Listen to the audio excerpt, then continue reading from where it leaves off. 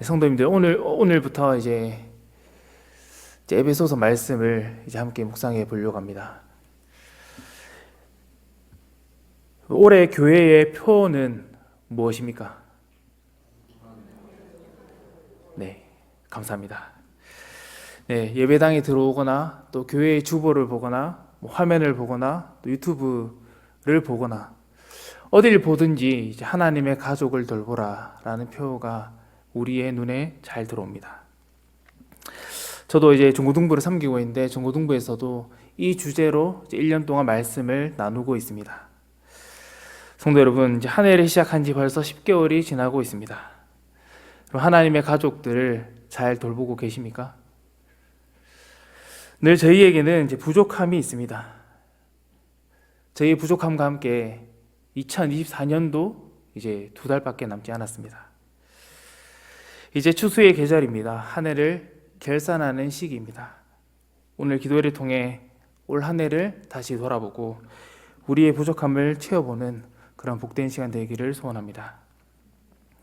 네, 바울이 쓴 편지는 보통 두 부분으로 나누어서 이해하는 경우가 많습니다. 대개 앞부분은 이론적인 부분이다, 이렇게 이야기를 합니다. 하나님께서 우리를 어떻게 구원해 나가셨는지 이런 교리적인 내용을 주로 가르칩니다. 오늘 본문 에베소서를 생각해 보면 1장부터 3장까지의 내용이 이 앞부분에 해당합니다. 그리고 뒷부분은 이 이론적인 내용, 하나님께서 이루신 구원을 우리가 교회 안에서 또 세상에서 어떻게 실천해야 하는지 그런 실천적인 겉면이 나옵니다. 오늘 본문은 이제 앞에 이론적인 부분과 뒤에 있는 이 실천적인 부분을 한 절로 표현하는 내용입니다. 우리 다시 한번 더 읽어보겠습니다. 에베소서 4장 3절입니다. 평안에 매는 줄로 성령이 하나 되게 하신 것을 힘써 지키라. 아멘. 1장부터 3장까지의 말을 한마디로 하면 삼위 하나님께서 이루신 하나님의 교회입니다. 이 교회는 하나다라는 것을 에베소서 1장부터 3장까지가 가르쳐줍니다. 그리고 4장부터 시작되는 권면은 한마디로 힘써 지키라라는 권면입니다. 1절은 이를 합당하게 행해라 이렇게 가르쳐줍니다. 오늘은 이 두 부분으로 나누어서 함께 말씀을 나눠보겠습니다. 먼저 삼위 하나님의 구원으로 하나된 교회입니다. 에베소 교회는 하나됨을 힘써 지켜야만 했습니다. 삼위 하나님께서 에베소 교회를 구원하시고 이 구원의 은혜가 에베소 교회 가운데 넘쳐났습니다. 교회를 자신의 몸으로 또 백성으로 부르셨지만 에베소 교회는 이를 힘써 지켜야만 했습니다. 이를 힘써 지키지 않으면 어떤 문제가 발생할 수 있었습니다. 그 이유는 에베소 교회의 구성원이 두 그룹으로 나누어져 있었기 때문입니다. 에베소 교회는 유대인과 이방인이라는 이 두 그룹이 하나님을 함께 믿고 신앙생활을 하던 공동체였습니다.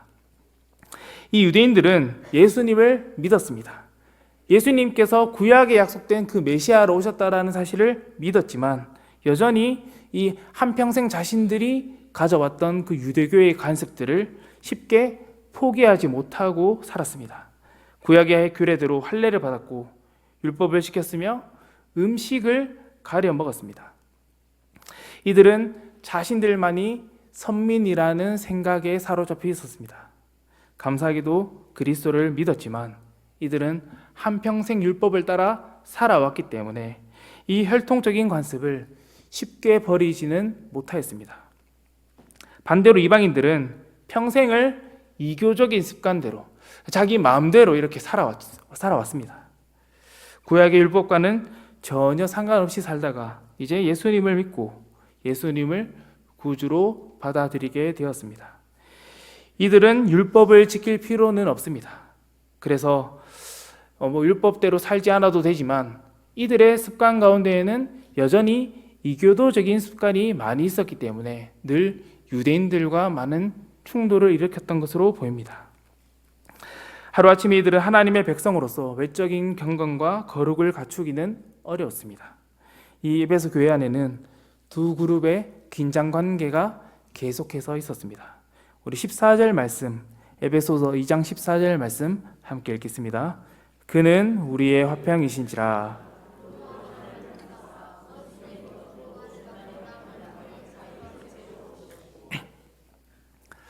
네, 그리스도 안에 거했지만 유대인들은 이방인을 여전히 원수처럼 여겼습니다. 마찬가지로 이방인도 자신들을 미워하는 유대인들을 좋게 볼 수 없었습니다. 그래서 바울 서신을 보면 이 두 그룹의 갈등과 그 갈등에 대한 해결책이 계속해서 제시됩니다. 그러나 이 두 그룹이 서로를 원수로 여기는 일은 그리스도의 십자가를 허무는 일이었습니다. 14절과 같이 그리스도는 유대인과 이방인의 화평이십니다. 이 둘을 가로막던 담을 십자가로 허셨습니다. 예수님께서 십자가에서 달리셔서 이 두 그룹을 하나로 만드셨습니다. 이 교회 공동체를 과연 누가 허물 수 있겠습니까? 오늘 본문은 이 그리스도 안에서 유대인과 이방인의 하나됨을 성령께서 하나되게 하셨다, 이렇게 말씀합니다. 바울은 이 유대인과 이방인의 하나됨을 위해서 먼저 설명하기 위해서 이미 1장에서 하나의 논의를 거쳐서 왔습니다. 에베소서 1장 말씀을 한번 보겠습니다. 바울은 1장에서 성부와 성자와 성령이 삼위 하나님께서 한 분이심을 찬송하고 있습니다. 삼위이지만 하나이신 하나님을 찬송하면서 하나됨이란 이런 거다.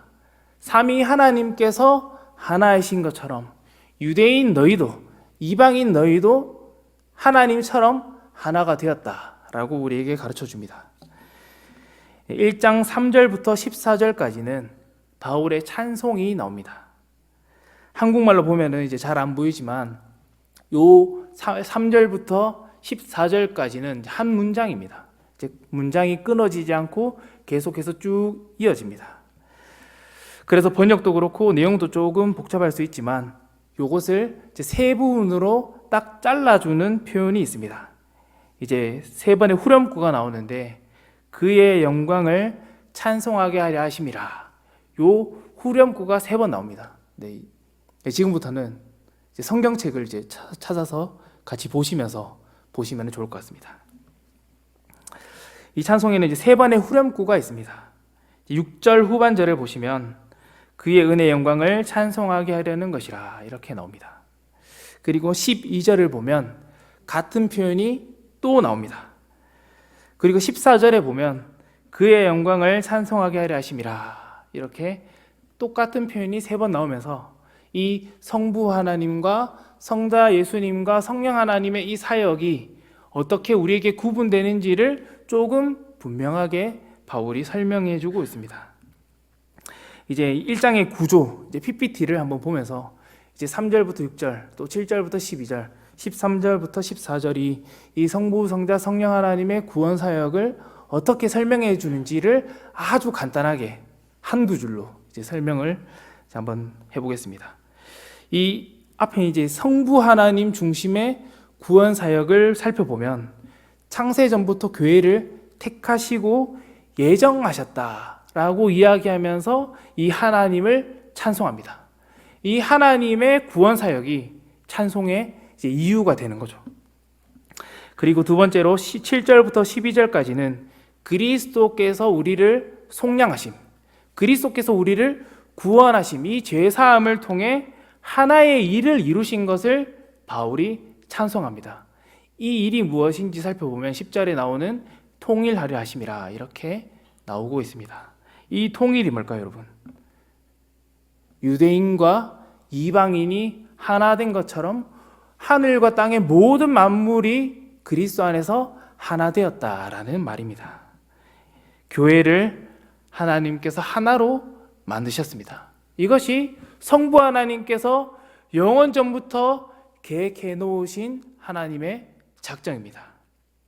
바울은 이 사실을 알고 믿고 가르친 이후에 찬송할 수밖에 없던 그 바울이었습니다.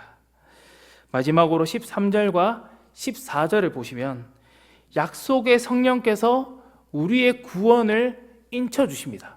너희는 구원받았다, 이렇게 도장을 찍어 주시는 거죠. 그리고 하늘의 기업의 보증이 되어 주십니다. 이제는 우리는 이 삼위 하나님께서 이루신 구원 사역 때문에 하나님을 찬송하고 예배할 수 있는 하나님의 백성들이 되었습니다. 바울은 이 삼위 하나님의 구원 사역을 왜 찬송합니까? 그 이유는 다름 아닌 교회가 하나이기 때문입니다. 하나님께서 유대인과 이방인이라는 이 막혀있던 담을 허셨기 때문입니다. 에베소서 1장 23절을 함께 읽겠습니다. 에베소서 1장 23절입니다. 교회는 그의 몸이니 만물 안에서 만물을 충만하게 하시는 이의 충만함이니라. 아멘. 교회는 예수 그리스도의 몸입니다. 교회는 예수님께 붙어있는 몸의 지체들입니다. 22절은 이를 그리스도께서 교회의 머리 되신다라고 우리에게 가르쳐 줍니다. 그렇게 교회는 한 몸입니다. 이 교회가 하나라는 사실을 가장 잘 보여주는 예식이 바로 성찬과 세례입니다. 지난주에 우리는 성찬을 가졌습니다. 성찬식을 할 때 우리는 한 몸이라는 것을 먹고 봄으로 이제 우리는 보았습니다. 이 교회가 한 가족이라는 것을 이제 성찬식을 통해서 증명했습니다. 고린도전서 10장 17절 말씀 제가 읽겠습니다. 떡이 하나요 많은 우리가 한 몸이니 이는 우리가 다 한 떡에 참여함이라. 아멘. 성찬 집례자는 빵을 찢습니다. 떡을 찢습니다. 이것을 찢음으로 그리스도께서 우리를 위해 몸이 찢기셨다라는 것을 나타냅니다. 그리고 그 찢어진 떡을 우리가 함께 먹고 이 성찬 예식에 참여합니다. 이 떡을 먹음으로 우리는 그리스도와 연합하게 됩니다. 그리스도와 연합할 뿐만 아니라 이 떡을 함께 나누었던 교회의 지체들 또한 한 가족이고 그들과 연합해 있다라는 사실을 우리는 보게 됩니다. 이 성찬을 참여하는 순간 온 교회가 함께 한 가족 된다라는 사실을 우리는 보게 됩니다. 성도 여러분, 인간의 눈으로 볼 때 어떤 성도분은 예수님과 전혀 어울리지 않고 행동 하나하나가 교회를 다니는 사람이 맞나? 라고 생각이 드는 분들이 있으실 수도 있습니다. 그러나 신앙생활을 하고 믿음이 생기고 교회가 세례를 집례해서 성찬에 함께 참여하는 순간 그분이 어떠하든지 상관없이 그분은 저희 교회의 가족이 되었습니다. 만약 이곳을 부인하면 그리스도의 십자가를 허무는 일이 됩니다. 한 몸을 찢고 십자가를 부인하며 성령을 회방하는 자가 될 수 있습니다. 에베소서 2장 15절 말씀 우리 함께 읽겠습니다. 법조문으로 된 계명의 율법을 폐하셨으니 이는 이들로 자기 안에서 한 새 사람을 지어 화평하게 하시고. 아멘. 예수님께서 십자가를 통해 유대인과 이방인을 하나로 만드셨습니다. 여기에 한 새 사람이라는 표현이 나옵니다. 이 표현은 유대인도 아니고 이방인도 아닌 제3의 새로운 종족입니다. 이 구약 시대에는 유대인 외에 이방인밖에 없었습니다. 그리고 예수님이 오셨습니다. 유대인과 이방인 밖에 없는 세상에 예수님께서 새로운 한 새 사람, 새로운 인류를 만드십니다. 그 인류를 우리는 교회라고 부릅니다. 새언약 백성의 출현을 성경이 이렇게 말합니다. 교회는 이제 더 이상 둘이 아니라 두 그룹이 아니라 그리스도 안에서 한 그룹, 하나밖에 없습니다. 이것을 에베소서 2장 19절은 하나님의 권속이라고 말합니다. 이 하나님의 권속이 하나님의 가족이다라는 말입니다. 이를 위해 우리가 기억해야 하는 사실이 있습니다. 우리 교회의 지체들은 그냥 어쩌다가 우연스럽게 한 몸이 되지 않았습니다. 저 사람은 이사를 왔기 때문에 어쩌면 우연찮게 우리 교회에 방문해서 지나가다가 그냥 들러서 이제 우리 교회의 성도가 되었다 이렇게 생각할 수 있지만 에베소서 4장 1절을 보시면 이를 위해 너희가 한 몸으로 부르심을 받았기 때문에 너희는 하나의 부르심을 받은 공동체다 이렇게 말씀해 주고 있습니다. 구속, 속량이라는 이 십자가의 은혜를 통해 그리스도의 피값으로 우리가 하나가 되었습니다. 그렇다면 이 그리스도의 구원으로 교회가 하나 되었다라는 이 명제를 조금 뒤집어서 생각해 보면 어떻게 이해할 수 있을까요? 그리스도의 구원으로 교회가 하나 되었다. 우리 교회가 한 몸이라는 사실을 잘 드러내는 것은 여러분 어떤 의미일까요? 반대로 생각해 보면 이 우리가 한 몸이라는 것을 잘 드러내는 것은 우리가 한 교회로 잘 성장해 나가고 이 한 몸됨을 잘 유지해 나가면 우리 교회 안에 그리스도의 구속 사역이 이미 풍성히 일어났다라는 것을 증명하는 표가 됩니다. 성도 여러분, 우리 성동교회는 한 몸입니다. 한 몸이라는 말이 우리 안에 전혀 다른 소리가 없고 어떤 일에 대한 불평이나 불만이 없는 상태를 말하는 것은 아닙니다. 오히려 이 세상이 생각하는 공동체와는 전혀 다른 공동체, 새로운 종족, 이 제3의 종족이 출현하는 이 공동체가 바로 저희 교회입니다. 다른 공동체가 이 역할을 할 수 없습니다. 오직 교회만이 이 역할을 할 수 있습니다. 하나님께서 한 몸으로 부르신 이 교회 공동체 안에 이 하나됨이 잘 드러나는 순간 이 교회 안에 그리스도의 구원 역사가 굉장히 풍성히 잘 일어나고는 있다. 이렇게 우리는 이해할 수 있습니다. 우리가 세상 속에서 한 몸 된 교회를 잘 드러낼 때 그리스도의 구원 사역이 증명됩니다. 이것은 굉장히 영광스러운 일이며 감사한 일입니다. 우리가 한 몸으로서 서로를 잘 돌보는 것, 이것만으로도 우리는 감사할 수 있지만 이 모습을 통해 우리 교회 공동체가 그리스도의 구원 역사를 잘 누리고 있고 십자가와 부활이 이 교회의 중심에 있다는 사실을 우리는 발견할 수 있습니다. 그러므로 사랑하는 성도 여러분, 어떤 일이 있더라도 이 교회의 한 몸됨을 포기하지 마십시오. 이를 포기하는 순간 우리 교회에 그리스도의 복음이 사라졌다라고 고백하는 꼴이 됩니다. 이것이 삼위 하나님의 구원 역사로 하나 된 교회의 참된 의미입니다. 저와 여러분이 서로에게 베풀고 서로를 사랑하는 이 모습을 통해 우리 교회 공동체 가운데 삼위 하나님의 구속 역사, 특별히 십자가의 은혜가 교회와 세상 가운데 충만하여지기를 소원합니다. 두 번째는 힘써 지키는 교회입니다. 우리 에베소서 4장 3절 말씀 다시 한번 읽겠습니다. 시작.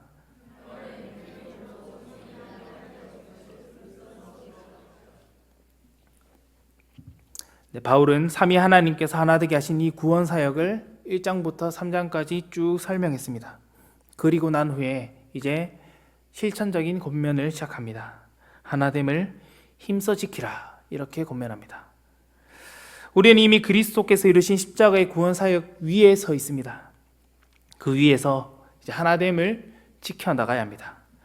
여기서 힘써 지킨다, 이 말은 모든 의지와 온 힘을 다해서 지켜나간다라는 뜻입니다. 이제 이 정도만 이야기하면 이것에 이제 무게감이 적을 수 있습니다. 그런데 이 단어는 신약 시대에 군사 용어로 사용되던 말입니다. 힘써 지키라, 이 말은 전선을 사수해라 라는 명령입니다. 전쟁을 할 때 사용하던 말이죠. 예를 들어 보면 우리나라에도 한국전쟁 당시 유명한 전선이 많이 있었습니다. 6.25 전쟁이 일어나고 북한의 기습으로 초반에 전세가 급격하게 기울었던 때가 있습니다. 이제 한 달 만에 이제 8월 정도에 우리가 살고 있는 이 대구까지 북한군이 쳐들어왔던 적이 있습니다. 그리고 이 대구 근교를 중심으로 해서 이제 최후의 방어선이 구축됩니다. 이것을 낙동강 방어선이라고 합니다. 이제 워커라인 이렇게 부르기도 하죠. 이 전선이 무너지면 이제 우리나라는 이제 끝인 거죠.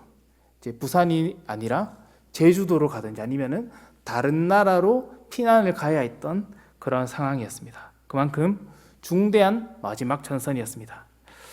이 전선을 포기하는 순간 나라의 미래가 없다라는 것을 모두가 알고 열심히 이 낙동강 방어선을 지켰습니다. 이제 우리가 잘 아는 이제 칠곡에 가면 다부동이 있죠. 이 다부동 전투가 이 낙동강 방어 전선에서 가장 유명하고 이제 치열했던 전투 중에 하나입니다. 이 참혹한 전투 끝에 우리는 이제 낙동강 방어선을 지켰고 이제 지금의 우리나라가 있는 거죠. 우리가 지금 읽고 있는 이 하나됨을 힘써 지키라, 이 겉면이 이와 똑같은 겉면입니다. 낙동강 전선이 무너지는 순간 한반도의 미래는 불투명했습니다. 더 이상 물러설 수 없는 급박함이 이 말에 담겨 있습니다.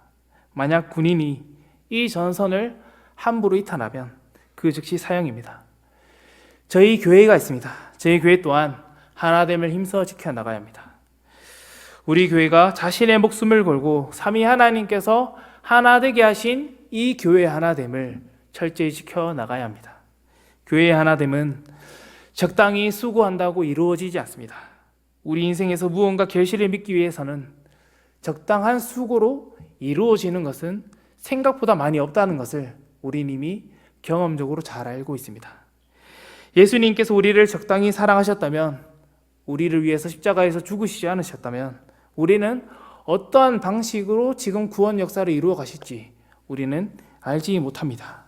마찬가지로 우리가 적당히 할 수 있는 만큼만 교회 생활을 한다면 절대로 이 교회 하나됨은 지켜지지 않습니다. 그리스도의 남은 고난을 우리의 몸에 채워나가야 합니다. 우연히 한 사람이 교회를 지나가다가 들렀습니다. 아무도 이 사람에게 아는 척도 하지 않고 인사도 하지 않습니다. 그 방문객은 절대 다시 교회에 오지 않을 겁니다. 반대로 그냥 지나가다가 어쩌다 우연히 예배에 방문하는 자가 있습니다. 하나님의 말씀을 은혜롭게 듣고 이 예배가 굉장히 경외감이 넘치고 또 교회에서 맛있는 밥도 먹고 가라고 처음 보는 자들이 따뜻하게 인사하며 관심을 가진다면 이 자신의 생에 한 번도 받아보지 못한 이 환대로 인해서 그 방문객은 다시 교회에 올 수 있을 것입니다. 다시 방문해서 성동교회와 한몸됨을 이룰지도 모릅니다. 또한 교회 안에서 다툼이 일어날 수 있습니다. 분쟁으로 인해서 몸이 찢어질 수 있습니다. 그러면 누군가는 반드시 이 교회 하나됨을 지키기 위해서 수고하며 애써야 합니다. 분쟁을 해결해야만 합니다. 싸운 둘 중 한 사람이 반드시 오늘 본문에 나오는 이 4장 2절 말씀처럼 겸손과 온유로 오래 참음과 사랑 가운데서 용납하는 일을 해야 합니다. 이 일을 하지 않으면 반드시 교회는 찢어지게 되어 있습니다. 서로 모른 척하며 교회 안에 있을 수는 있지만 하나된 교회라고 말할 수가 없겠죠. 이 일은 결코 쉽지 않습니다. 자신을 부인해야만 이 일을 할 수 있습니다. 사람이 자존심을 버리는 일은 어쩌면 전선을 사수하는 일만큼 힘들고 어려운 일일지도 모릅니다. 자존심을 포기하는 것이 그만큼 어렵습니다. 그러나 교회 하나됨은 이 성도의 수고를 통해서만 이루어집니다. 그리스도께서 자신의 목숨을 버리셨듯이 우리도 이 하나됨을 힘써 지키기 위해서 목숨을 걸어야 합니다. 우리에게는 서로를 위해 참고 인내하는 이 사랑과 인내의 모습이 필요합니다. 예수님이 나를 위해 죽으셨으니 그보다 더 작은 문제들을 내가 보고 참고 또 내가 좀 더 수고하고 내 자존심을 죽이면서 사는 일, 그것이 그리스도께서 우리에게 보여주신 모범입니다. 이런 모습들을 우리가 실천하며 살아가기를 소원합니다. 오늘날 교회의 문제는 무엇입니까? 그리스도를 믿기 전이나 믿고 난 후나 모든 자들이 철저히 이 나라는 개인을 중심으로 살아가고 있는 모습 때문입니다. 여전히 자신의 머리는 자신일 뿐, 개인일 뿐, 그리스도께서 나의 주인이시며 우리 교회의 머리라는 생각을 하지 않습니다. 그러나 우리는 그리스도를 믿음으로 존재 방식 자체가 바뀌었습니다. 옛 언약 백성도 아니고 이방인도 아닌 새로운 하나의 교회, 한 몸 된 교회를 이루는 자들이 되었습니다.